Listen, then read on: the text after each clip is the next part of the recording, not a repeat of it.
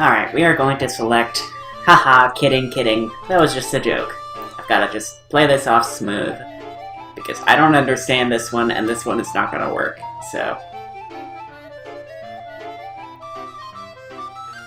Just gotta play this off smooth. I mean, seriously. There's no way you'd find something this high quality in a 100 yen shop.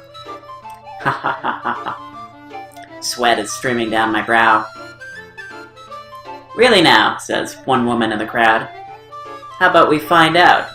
She takes out her cell phone. I know someone who runs one of those stores. Wait, let's not be hasty now. Why? What's wrong? Oh, it's just... You don't need to go out of your way like that. You said you were joking, didn't you? So it shouldn't matter if I make the call, right? Well...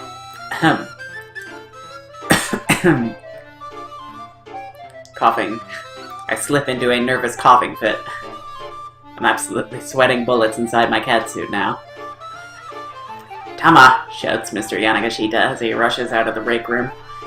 What the heck are you doing? Abort! Abort! He howls. If you let these people know the truth about this stuff, they'll never buy it. Uh-oh. And now you've done it. Chidi doesn't hesitate to point the finger at him, her stare ferocious. Whoops.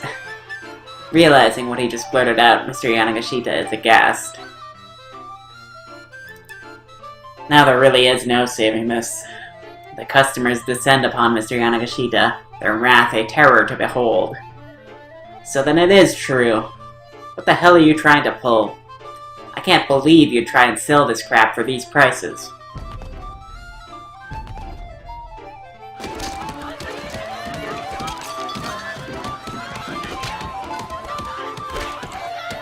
The throng goes on the attack. Help! Chidi and I force our way through the angry mob, hoping to find some way to calm these people down. Cursing and profanity fill the air. The shouts are accompanied by merciless, open-handed slaps.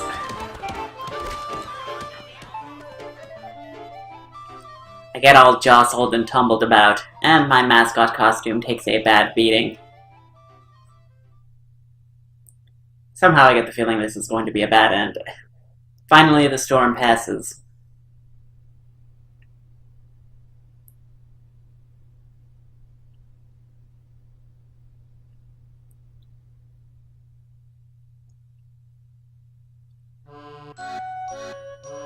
It's over.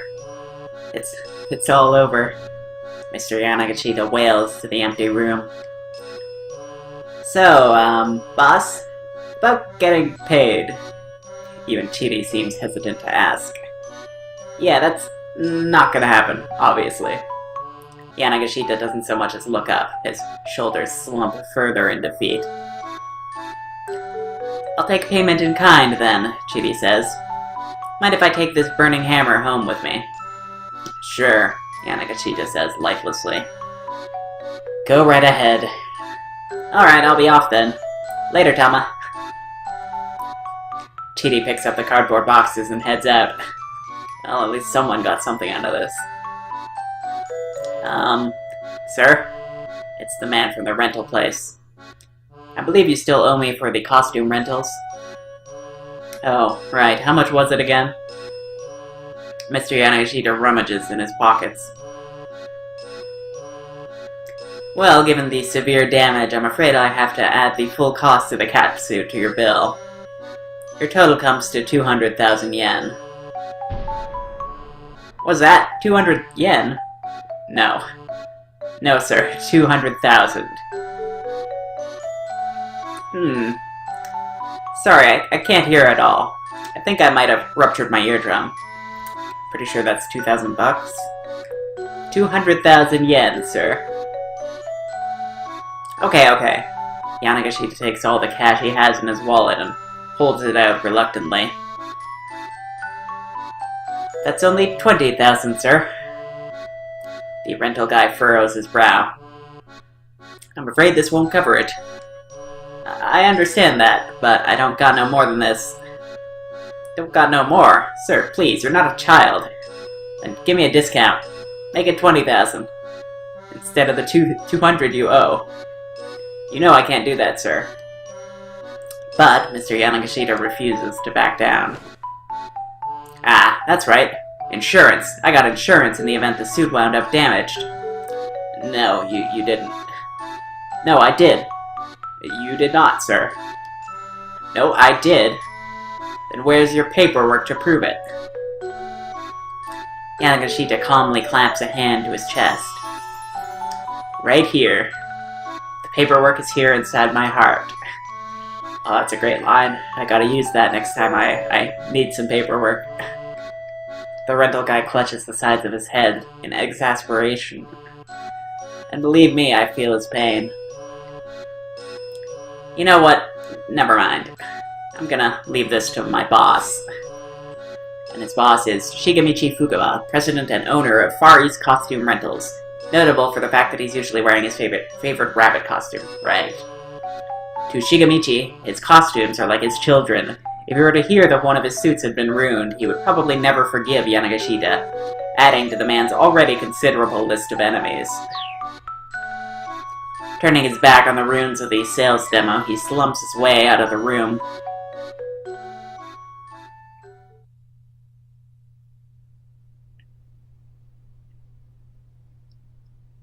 Now it's just me and Mr. Yanagashita. Please try not to let it get you down so much, sir, I say, as cheerfully as I can muster. He's already down on the floor, a sobbing mess. You wouldn't know what it's like to feel so utterly hopeless. I think I might have an idea, sir. In fact, I'm sure of it. At this point, there's nothing more I can possibly do. He slumps forward, trembling like a willow tree. Things will turn around soon enough, I'm sure. You don't know me like I know me, he says. There's not going to be any turnaround, not after this. Okay, now this little pity party's starting to piss me off. You know, if you think you're the only person who's had a run of bad luck, you're dead wrong. I wind up shouting the words louder than I intended. Mr. Yanagashita whips his head back up. Yikes, where'd that come from? I need to tell you something. My pent-up emotions come surging to the surface. I have amnesia. And there we go, there's the confirmation on that. Yanagashita's eyes go wide. What? I can't remember anything from before this morning. In short, amnesia. Amnesia can have a variety of causes. Psychogenic amnesia is caused by stress or psychological trauma, whereas in endogenous amnesia, a powerful blow to the head causes physical trauma to the brain. In the latter case, memories and other normal functions frequently return once the cranial nerves recover. My name, how old I am, where I live, any of it. I would much rather be in your shoes, sir. Mr. Yanagashita looks at me with a hint of disbelief. So where'd you get the name Tama, then? I thought of it when I saw the tamagayaki in those lunch boxes. Aha! Tamagayaki. Tama. I get it. He claps himself on the thighs as if he's had some big eureka moment. But wait, how come you lost your memories? Well, I don't know for certain, obviously. I don't remember. But I'm pretty sure I took a hard blow to the head. When I came to, I was inside of a storehouse with a massive headache. A storehouse.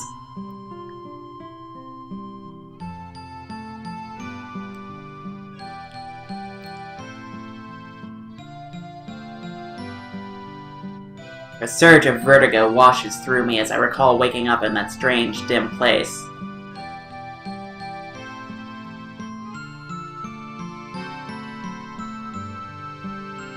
Yeah, I had just gotten out of there when you flagged me down, sir. Huh, really? So, is it pretty unnerving then, not knowing who you are? He sounds like he's taking me seriously now. Yeah, it sure is, but it's not gonna do me any good to just fret over it. Besides, I've got a clue. What sort of clue? There's a necklace I saw at a knick-knack shop. Same place I found the burning hammer. Somehow I know that it's important to me. And so you took this job so you could afford to buy it. I nod. Of course, now that the job has ended in a total bust, I've lost my shot at getting it. Okay then, Mr. Yanagashita removes his shoe, then yanks out the insole. This here really is the last of my money. He pulls out 20,000 yen, adds it to the other 20,000 from his wallet, and thrusts it all toward me. Here you go, he says. That includes the reimbursement for the burning hammer you picked up. I plucked up 2 of the 10,000 yen bills between my fingertips. I actually didn't have to pay for it, so the 20,000 we agreed upon is fine. But how about you, sir? Are you gonna be okay?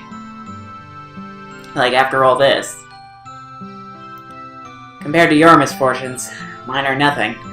They might send me up the creek without a paddle, but I'll bounce back somehow, I'm sure of it. And then, clutching his fist, Mr. Yanagashita gets a far-off look in his eye. And then, one more time, I'm gonna go see a bride fight. My jaw nearly drops. Bride, like the martial arts pub? Wait, you know about Bride? Man, I've spent so much money at that place. Oh my god. Wow, it is a small world. Especially that Miku. I wonder how much she has made me spend. Miku, huh? Pretty sure I just accidentally forced her into retirement, but I decided to keep quiet on that front.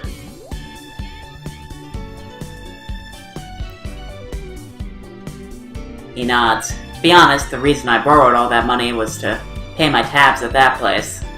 And I had to borrow from some pretty shady sources, too. Can't help but suspect that this poor guy got a real raw deal. Why don't you take that mascot costume with you? Huh? I mean, I don't really need it. No, I insist. Take it with my blessing. Sure. I'll be on my way then. It's not like we really have a choice in the matter, we can't get out of it.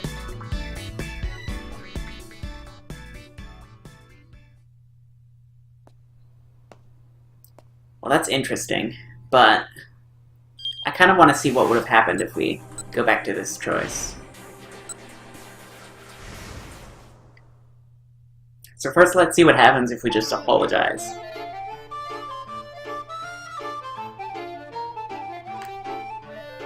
Please, let me apologize. Asking for forgiveness seems to be my only option. But the crowd is still up in arms, clamoring for blood. Tama! Yanagashita shouts, rushing out from the break room. What the heck did you say? Guess he can't just sit idly by and watch this any longer. And then, now we're back here. Alright, so now what happens if we do this weird, nonsensical choice? Probably the same thing, but...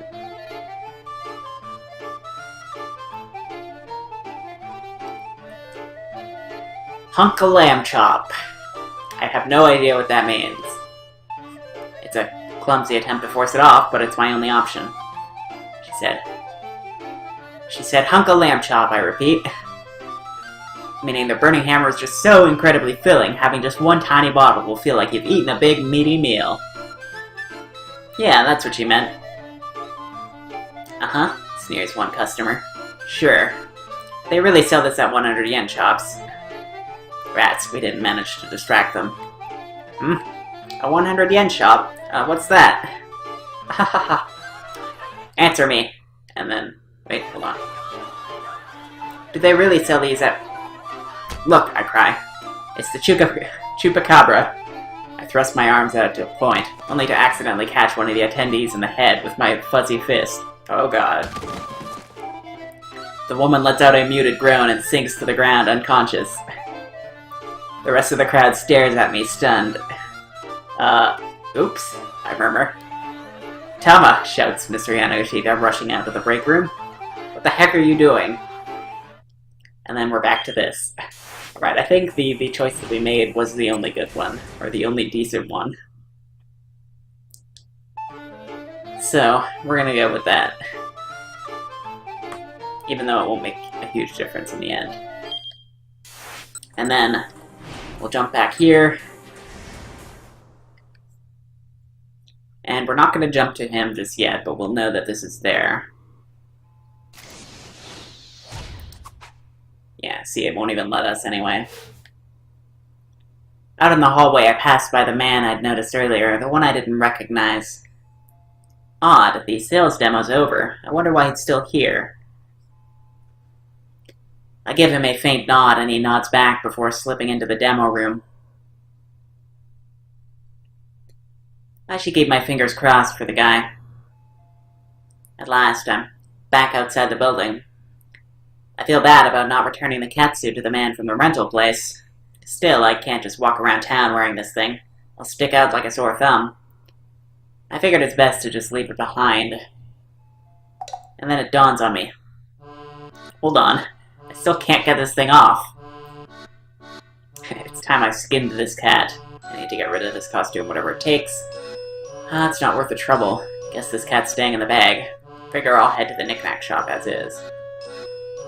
Well, somehow I get the feeling B is going to be the right answer, but I want to see if we can actually get it off. Maybe we'll actually get a peek at what she looks like. It's time I skinned this cat. The exact origin of the phrase, "there's more than one way to skin a cat," is uncertain and a matter of some dispute, though it appears to have arisen in the latter portion of the 19th century. It's hard to imagine why anyone would want to conjure up such a gruesome mental image. I need to get rid of this costume, whatever it takes. I take hold of the head in both hands and yank it upwards as hard as I can. Oh? Please tell me that I'm not just imagining things. The head feels a whole lot looser than it did before. Well, maybe the damage actually helped. If I give it a good enough push, then maybe... Rah! It comes off. I did it. I slip out of the rest of the cat costume and gleefully abandon it as I head for the knick-knack shop. But now we're on a keep out. Let's see what happens if we keep it on, though.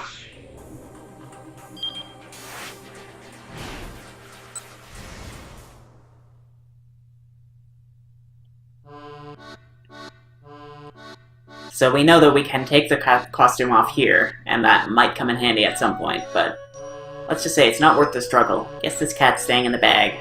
I'll figure I'll head to the knick-knack shop as is. Yeah, you know why? Because I bet you anything, if we go to the knick-knack shop without the cat costume, then he's not going to sell it to us, because we made him promise not to sell it to anybody else. And he's only going to recognize us if we're in the costume, so... Guess this cat's staying in the bag. A popular folk etymology asserts that the expression, "let the cat out of the bag," comes from the unscrupulous practices of certain farmers who would sell a pig at a market, only to deceive the buyer by surreptitiously swapping out their purchased porker for a cat. The likelihood of anyone mistaking a cat, even one inside a bag, for a pig is, however, extremely low, let alone the likelihood that enough people would fall for such a scheme to warrant a phrase referring to it entering the language.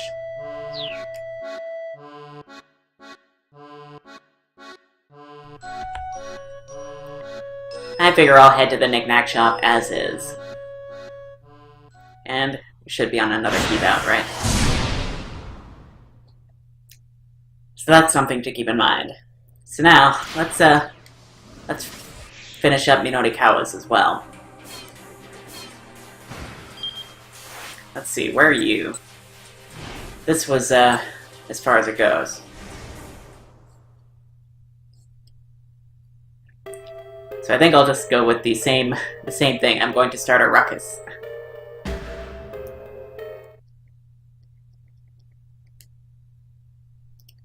And then...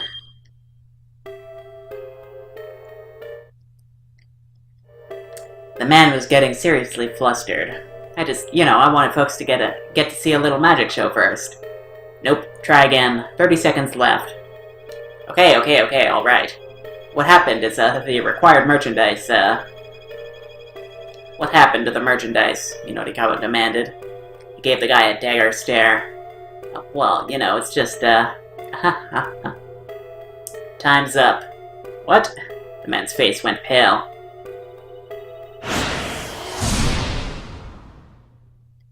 Alright, so now we can probably jump.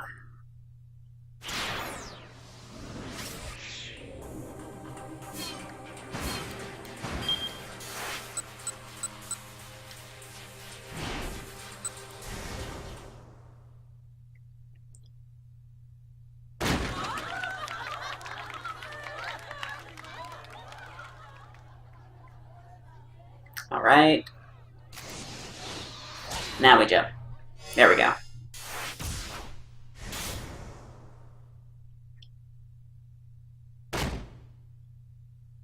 Ah, oops, sorry to keep you waiting, a girlish voice exclaimed.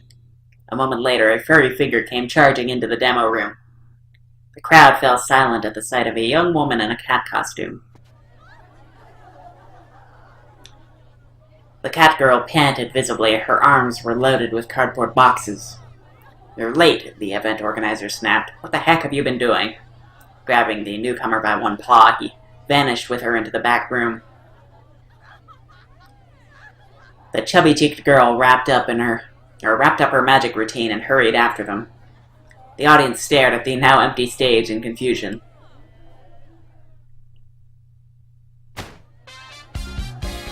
Several minutes passed before the organizer reappeared. "Ladies, terribly sorry to have kept you waiting," he called out. "But now I'm proud to introduce you to the worldwide sensation that is Burning Hammer." At his signal, the young woman and the cat appeared on stage. "Allow us to explain just how this revolutionary new diet drink works its magic," the young woman exclaimed cheerily. The cat nodded and threw out her arms. "For the first time in human history, you can drink a single bottle and lose a whole kilogram. Just drink and burn that excess weight away."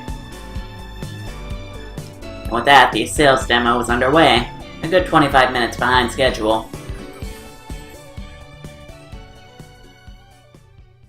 5 minutes into the presentation, things began to go awry. An angry clamor filled the room. "What the heck are you trying to pull? Can't believe you'd actually try to sell something like this." The outrage had been triggered by something the young woman on stage had said.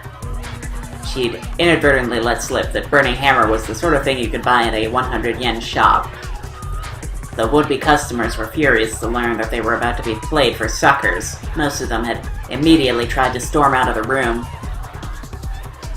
Now the organizer, the full-figured young woman, and the girl in the cat costume were at the door, doing their best to hold back the tide. Things had gotten pretty interesting, really. Minodikawa pulled out his digital camera and started firing off snapshots of the angry crowd. Some modern digital cameras come with the remarkable ability to automatically trigger the shutter when the subject smiles. This function also works if the camera is presented with a TV or photo image of people smiling. There are even cases of cameras recognizing faces in the wood grain of ceilings. After all, if we can make out faces in the wood when we're gazing lazily up at the ceiling, we can't fault the camera for doing the same. Unfortunately, their frenzy was so intense that he was soon caught up with the flow and pushed out of the room. "Fine, I guess I'll just need to do some interviews instead of getting pictures." "Excuse me," he asked one woman. Would you mind if I asked you some..." "Shut your mouth. Would you mind telling me a little bit about..." "Don't you talk to me. Could I get a word on..." "Unbelievable, just unbelievable." The women were so enraged that Minodikawa couldn't get any of them to give them the time of day. Well, I mean, this is still a story that he can write about. Before long, the entire crowd had surged out of the room and departed. Ah well, guess I've got enough to do a write-up at least. Though it would be nice to get a quote from somebody. He decided to try for an interview with the man who'd organized this fiasco. How did the guy feel, for instance, about his product scam falling through? Heading back into the event room, Minodikawa passed by the cat mascot. And I guess that we could probably maybe jump to her now? Hold on. No, never mind, that's 1340, so yeah, that's not gonna work. The cat gave him a tiny nod and walked off without a word. He couldn't see the face of the girl inside the costume, but she seemed genuinely dejected that Burning Hammer had been a bust. Hey, I'm Minoru Minorikawa, freelance reporter. I was wondering if I could have 5 minutes of your time. The organizer sat alone in the midst of his ruined displays. Oh, it's you. The man's voice had lost all of its earlier punch. Here, my credentials. Minorikawa handed him a business card. The man introduced himself as Yanagashita, and Minorikawa got right down to business. So, your sales demo's over, Mr. Yanagashita. How do you feel right now? How do I feel? Well, tomorrow's another day, I guess. Minorikawa was impressed by the guy's candor. I'm a little surprised to hear that, he said. I figured you'd be more disappointed. Oh, I'm plenty disappointed. I took a big gamble here to repay my debts, and I lost. Yanagashita didn't seem to be trying to hide anything. Debts? Minorikawa asked. There was a girl I was in love with, Yanagashita said. I wound up spending everything on her. Oh god, is he talking about Miku? He stared wistfully into the distance. Ah, interesting, Minorikawa said. You wouldn't be the first man to go to such lengths for a woman. Yeah, Yanagashita said. I suppose not. A rueful smile crossed his lips. This guy didn't strike Minorikawa as some dyed-in-the-wool scam artist. But I decided that it was time for me to stop feeling sorry for myself, Yanagashita went on. There are plenty of people in the world who have it way worse off, you know? You got that right, Minorikawa nodded in agreement. So I just figure, well, as long as I'm still alive, maybe another opportunity will come my way. A more earnest smile broke through Yanagashita's forlorn expression. Minorikawa wished Toyama could have been there to hear this fellow. I have a friend who's in an incredible amount of debt myself, Minorikawa said. He runs a publishing company, but there was a big mix-up with the scratch cards in his magazine, and... Scratch cards? It's not important, Minorikawa said hurriedly. Letting more people know about the whole scratch card fiasco certainly wouldn't do Toyama any favors. Anyhow, debt is a terrible thing, Minorikawa nodded sagely. Oh, by the way, this is unrelated, but are you familiar with a group called SOS? Apparently there's some legendary street gang here in Shibuya. SOS? Yanagashita shook his head. No, never heard of them. I guess I'm not going to get any leads on that case here. Minorikawa wondered if there was anything else worth asking this guy. Maybe Yanagashita would be willing to take his Shibuya Now survey? Well, we could try it. Maybe Yanagashita would be willing to take his Shibuya Now survey. Taking a little bit of burden off Chiaki seemed like a good idea. I have another question.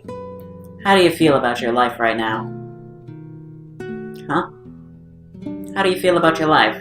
Your products aren't selling, you can't repay your debts, and yet you still refuse to give up, believing opportunity will come your way. How do you feel about all that? Yanagashita paused in thought. I'd say I'm a pretty lucky guy. Minorikawa was taken somewhat aback by that response. I haven't been able to sell any Burning Hammer, and sure, I can't pay off my debts. But even so, Yanagashita looked Minorikawa right in the eye. The two cute young girls I've got working for me have stuck with me through thick and thin. Sometimes maybe you just need to be content with something like that, you know? That was refreshingly forthright. Minorikawa was surprised. And I mean, so what if I've got debts? Yanagashita went on. In the long run, none of that matters. Not really. And then the debt collectors come, and then it turns out that it does matter. There was a knock at the door. Oh, excuse me a moment, Yanagashita said. I wonder who that could be. He opened the door and his face froze. Damn, wasn't quite quick enough. Mr. Minorikawa? Yes? You'll have to pardon me. I've had a little something crop up here, so if you don't mind. Oh, sure, not a problem. I've got other interviews I need to get to anyway, so I'll just, But Yanagashita was out the door before Minorikawa could even finish. Stepping out into the hallway, Minorikawa could faintly hear voices from the adjoining demo room. It sounded like Mr. Yanagashita and two other men. Minorikawa couldn't make out any words, but he could tell they were arguing about something. It was probably some consumer complaint against one of his products, or an issue with a client company. Something along those lines. Man, people who run companies sure have it rough. You hang in there, Mr. Yanagashita. Oh, perfect timing. Minorikawa stopped short as a familiar voice called out to him. It was the man he'd spoken to earlier that afternoon about the surveillance cameras. Hey, come here for a sec. The man waved him over. What is it? I'm real busy right now. I've got a scoop for you. Saw it with my own eyes. Minorikawa raised an eyebrow. Give me the details. Okay, so a little while ago I saw some foreign guy in handcuffs arguing with someone who looked like a detective. A foreigner in handcuffs. Had there been some kind of international sting or something? Whatever the case, it wasn't such a rare thing to see. Where was this? Just over there, behind the police station. Minorikawa furrowed his brow. A suspect arguing with a cop outside a police station wasn't all that weird. Still, he had a feeling he was missing something here. Well, the big thing is what happened afterward, the man said. Afterward. The man leaned in, conspiratorially. The detective undid the guy's handcuffs and let him run off. Whoa, what? I'm telling you, man. It had to have been like a bribe or something. Bribe? That seemed unlikely. I swear, that's what it had to be. There was some wheel greasing going on. You're not making this all up, are you? Minorikawa asked. He regarded the man coldly, but the guy still seemed quite legitimately worked up. I wonder if that was Sasayama when he lost track of the briefcase, and he actually let him go on purpose. It's all true. Please, you have to report this to the police right away. Why do I have to? Minorikawa asked. If you have the tip for the police, go give it yourself. He didn't quite manage to stop himself from saying that out loud. No, I can't. I'm no good when it comes to police. Besides, they're never going to believe someone like me. Okay, so maybe he had a point there. But you're some world-class reporter, right? The cops will totally take your word over that of a random nobody. Minorikawa didn't have the time to debate the point. It was easier to just make the call. He phoned up the police to leave the tip. The man bowed repeatedly, looking pretty grateful. Oh, thank you so much. I haven't been able to get any business done with those scary thugs around. What thugs? What line of business are you in, anyway? What? The man suddenly went pale. Whoops. I gotta get going. He skittered off in alarm. Man, this guy's really suspicious, but I don't know what his deal is. Minorikawa was left to wonder what this guy's line of work actually was, but he had more important things to worry about at the moment. He hurried off in the other direction. Alright, so, next time we will continue on with Minorikawa, I guess. So until then, take care, and I will see you then.